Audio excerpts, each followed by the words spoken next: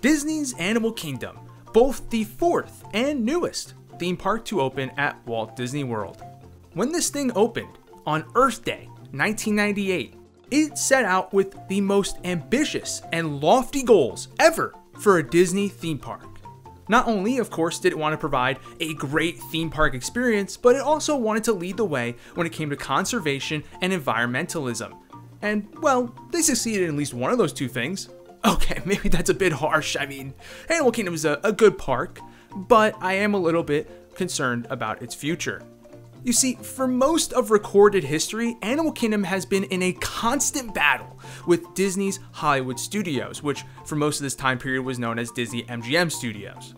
What battle am I referring to? I'm referring to the battle of not being dead last in the Disney World attendance rankings.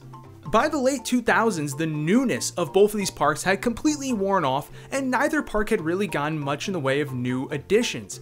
When you look at Animal Kingdom, really the only major addition they had gotten since the park opened was Expedition Everest in 2006.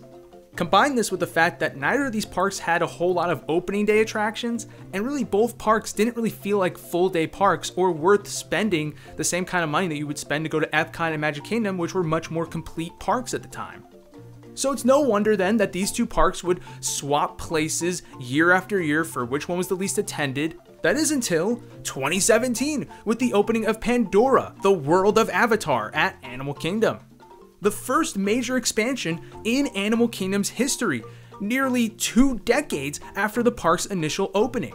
Needless to say, with the addition of this top-notch land, there was renewed interest in Animal Kingdom that we've never seen before. The attendance of Animal Kingdom skyrocketed, not only putting it well past Disney's Hollywood Studios, but also putting it ahead of Epcot for the first time in who knows how long, potentially maybe even ever. We don't have the attendance numbers going all the way back to Animal Kingdom's opening, but what we do know is that at least in recorded history, aka since 2009, Animal Kingdom has never surpassed Epcot, at least until this very moment. And it seemed like for the first time in Animal Kingdom's history, really ever since it opened, that it was actually on the right path to becoming an elite level Disney theme park. But then we flash forward to today. And as you can see, Animal Kingdom has not only found itself back in last place, but a mile behind any of the other theme parks, a whole million visitors behind even Epcot. I'm not so concerned about the raw numbers here since this is 2022's numbers. We don't have 2023's yet. And, we're still kind of in recovery mode. So, I'm not putting too much stock into that. But what's important here is the fact that Animal Kingdom does have lower attendance than not only all the other Disney parks, but also both Universal Orlando parks. Why did this happen? Well, it doesn't take a rocket scientist to figure it out. I mean, Pandora was the last thing it opened. That opened up 7 years ago. Just like how the park had lost its newness factor in the late 2000s and early 2010s, so did Pandora, the World of Avatar, right? It was the new hot thing for several years, but now, well, it's not really new anymore. And despite the opening of Pandora, Animal Kingdom still has a lot of internal problems that still persist to this day that are also keeping guests away or keeping them from returning to the park. And really, what is that core issue? Well, it's a lack of things to do. It's the same as it was when the park first opened. Despite Pandora bringing 2 new rides and several new things to do to the park, it still doesn't feel like a full day park. Often, the only way you're going to make it a full day park is if you go during one of the busier times of the year and you get insane wait times across the board, which Animal Kingdom is a part that suffers heavily from it, as Flight of Passage, their flagship attraction, during the busiest times of the year could have 4 to 5 hour long waits, and regularly, even on the deadest days, will have at least a 90-minute wait. So if we want to get granular about this, the issue is really twofold. It's a quantity and a quality issue, in the sense that there's a lack of things to do and there's not a lot of capacity in the things that currently exist within the park, thus creating long lines. So Disney has the same attendance numbers we do. In fact, they probably have a little more precise numbers than we do. They know that Animal Kingdom is in dead last by a mile. They know that it should be next up on the list for investment, so that way not only can address the issue of not having anything really new, and could also have more things to do overall, and can have greater capacity, right? These are the three issues holding Animal Kingdom back at this moment in time and stopping people from adding it to their trip itinerary.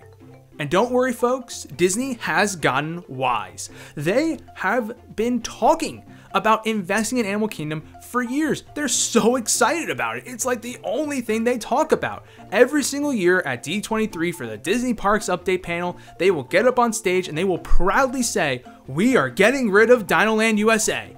And it's tough to be a bug, and replacing them with new attractions and new lands. Wow, sounds amazing, right? Well, it does, in theory, until you actually consider, well, how would this play out? If Disney's actually serious about this, which you never know if they are when they say these things, presumably we'll see It's Tough to Be a Bug close relatively soon. And I would imagine, since that is a 3D attraction, there probably wouldn't be a whole lot of major changes that would need to be made to the building or anything like that. Chances are you could see that close and reopen within a year with the new replacement. Great, sounds awesome, no love lost. But then, probably shortly after that, we would see Dinoland USA close. And let's think about how long that would take. It took Disney 5 years to build Guardians of the Galaxy Cosmic Rewind. It took them 5 years to build Tron, a clone of a roller coaster they had already built overseas and are building on top of flat land, pretty much unoccupied land. They didn't have to tear anything down or replace anything. It was basically flat land. And you're talking about 5 years to do that. 5 years for a roller coaster. I mean, a roller coaster. Universal has proven to be able to build a ride like that in just 2 years. They had to completely tear down Dueling Dragons and replace it with Hagrid, and they did that in 2 years.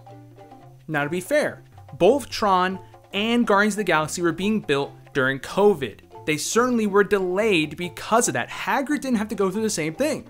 But Universal also built Velocicoaster in 2 years, and that also was interrupted by the pandemic. So, I don't really think it's much of an excuse. And really all it is just an indictment against how long it takes Disney to build things.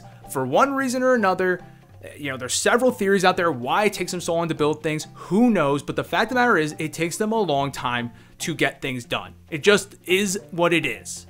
So if it took them 5 years to build a roller coaster on flat land, you'd have to imagine that it would take them quite a bit more time to demolish majority of Dinoland USA and then build a whole new land on top of it.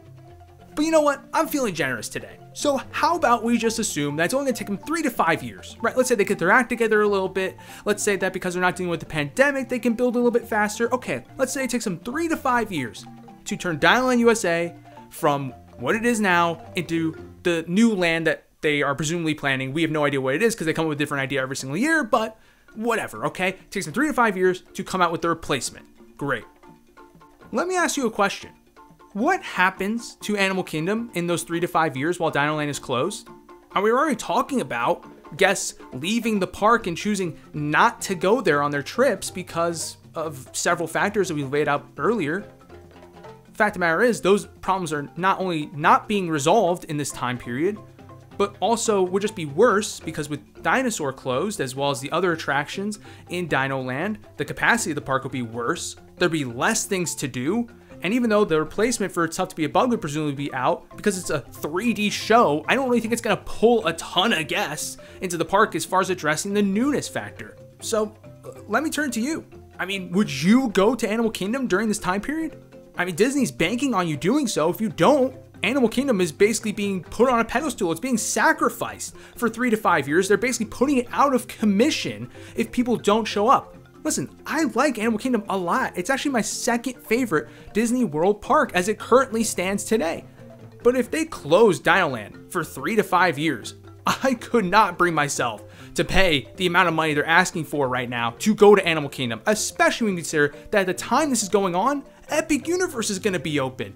Who is going to want to choose to go to Animal Kingdom over any of the 3 Universal parks? It just wouldn't make sense. And that's the real kicker here, because if Disney were to go through with this at the time they're presumably planning to do so, it would actually even the playing field between Disney and Universal, because Universal is going to have their 3rd theme park open in Epic Universe, And Disney is putting Animal Kingdom on the bench for 3 to 5 years while they go ahead and change Dino Land, right? I mean, yeah, sure, people will still go to Animal Kingdom during this time, but I mean, do you expect to see any growth at Animal Kingdom during this time? Absolutely not. People are going to be waiting for Animal Kingdom to get that new replacement because there's a lack of things to do, a capacity issue, a newness issue, and all of that's not going to be resolved until this new land opens.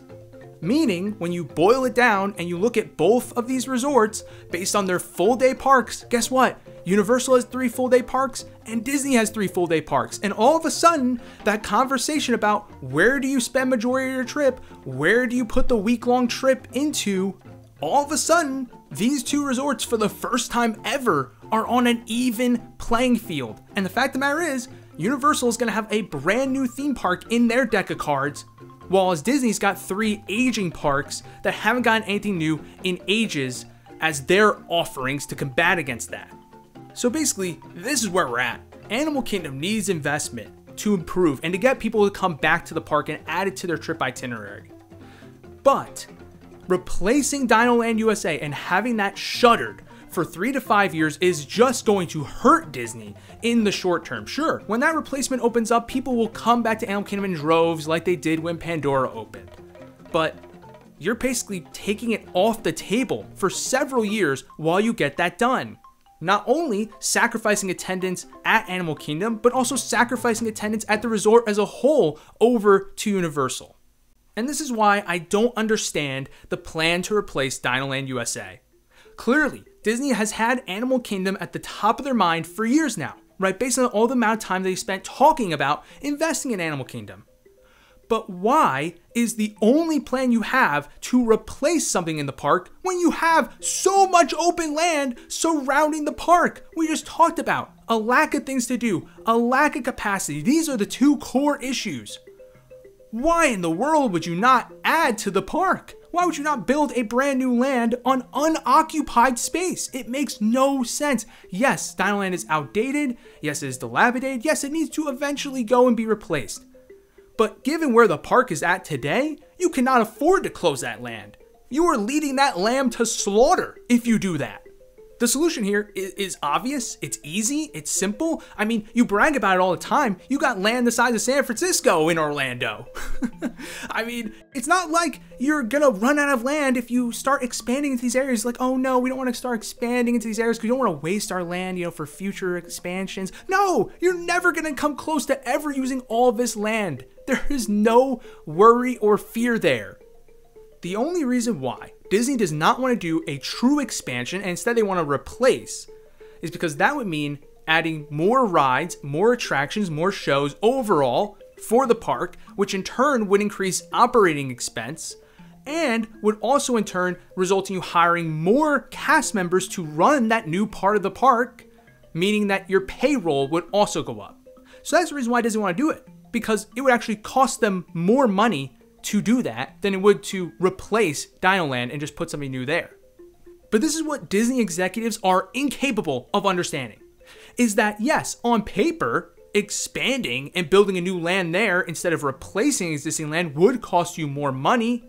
Closing a 1/5 of your park when your competitor down the street is opening up a brand new theme park and now all of a sudden has enough to offer that can compete with you for a week-long trip is a terrible idea and is going to lose you even more money than it would to just expand the park. If you were to choose to expand instead of replace, the park would at the very least hold water as far as its current quality goes for this next several years while you get this new land built, and would actually still be able to be a factor in this war between Disney and Universal, and would actually be able to be a part of most people's trip itineraries. But if you go through with this boneheaded idea of replacing Dinoland USA, you are in for a world of hurt that I don't think you're fully prepared for. So anyways, let me know what you guys think in the comments. Do you agree with what I had to say here today? Do you think that replacing Dinoland USA at this moment in time is a poor decision? Or do you think that they are making the right call and perhaps maybe I'm being a little alarmist? Let me know what you guys think in the comments. Love to hear what they have to say, and I'll see you all next time. Peace.